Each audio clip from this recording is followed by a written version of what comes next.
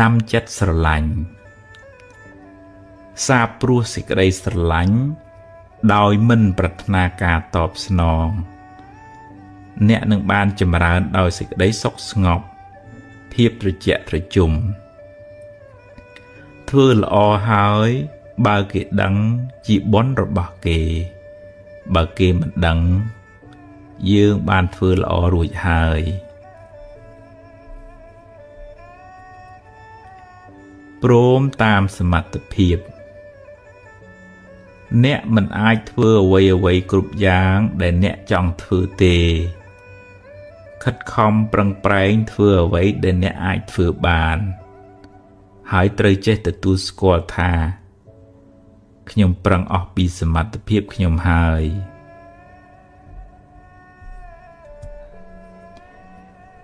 ព្យាយាមខុសទំនងការព្យាយាមខុសទំនងមិននាំមកនៅប្រយោជន៍ពិតប្រាកដទេការព្យាយាមប្រកបដោយបញ្ញាទើបបានផលគបប្រសើរ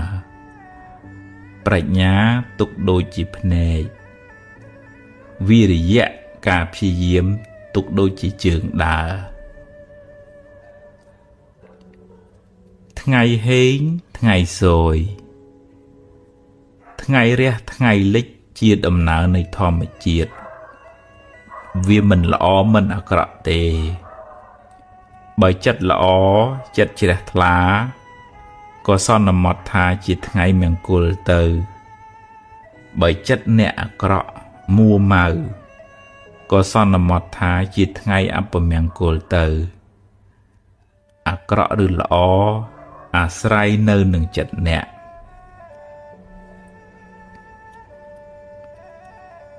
បង្គាប់បញ្ជាមិនបាន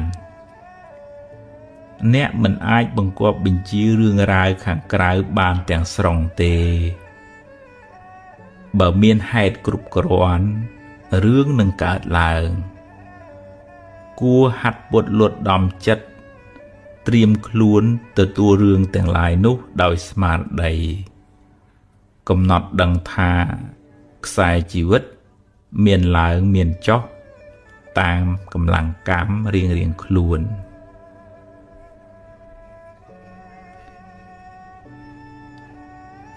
រឿងរ៉ាវអាក្រក់ដំបៅជំងឺទឹកនោមផ្អែមគេសុខចិត្តកាត់ចេញដើម្បីកុំឲ្យវារាលដាលដល់ផ្នែកផ្សេងទៀតនៃរាងកាយអ្នកក៏គួរកាត់ចេញនៅរឿងរ៉ាវអាក្រក់ដែលតាមលងបន្លាចចិត្តអ្នកដើម្បីកុំឲ្យវាប៉ះពាល់ដល់ផ្នែកផ្សេងទៀតនៃជីវិតអ្នក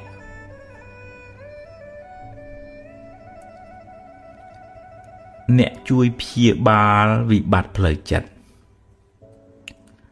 ខ្លួនអ្នកអាចជាគ្រូពេទ្យសង្គ្រោះអ្នកមានវិបត្តិផ្លូវចិត្តបានដោយគ្រាន់តែធ្វើជាមិត្តភក្តិល្អស្វែងយល់ពីការលំបាករបស់គាត់ជួយរក្សាអាថ៌កំបាំងរបស់គាត់ផ្ដល់ក្តីស្រឡាញ់ដោយឥតលាក់លៀមនិងផ្ដល់កម្លាំងចិត្តដល់គាត់គ្រប់គ្នាសុទ្ធតែមានទុក្ខគួរមានចិត្តករុណាជួយសង្គ្រោះគ្នាដោយសុទ្ធចិត្តអ្នកឈ្មោះថាបានធ្វើមហាបុណ្យដ៏ធំក្រៃលែង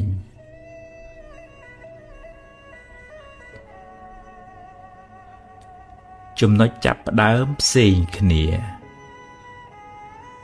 ម្នាក់ឆ្លងកាត់រឿងរ៉ាវផ្សេងគ្នា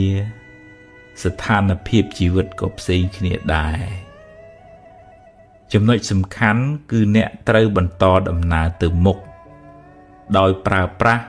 នៅអ្វីដែលអ្នកមានសេសសល់ដើម្បីសាងអនាគតថ្មីនៅរស់យ៉ាងហោចណាស់អ្នកនៅសល់ថ្ងៃនេះនិងថ្ងៃស្អែកដើម្បីបំពេញកិច្ចការងារបន្តទៀតរឿងរ៉ាវទាំងឡាយពីម្សិលមិញបានរសាត់បាត់ទៅហើយ ត្រៀមកាយត្រៀមចិត្តទទួលរឿងថ្មីរឿងល្អក៏ទទួលរឿងមិន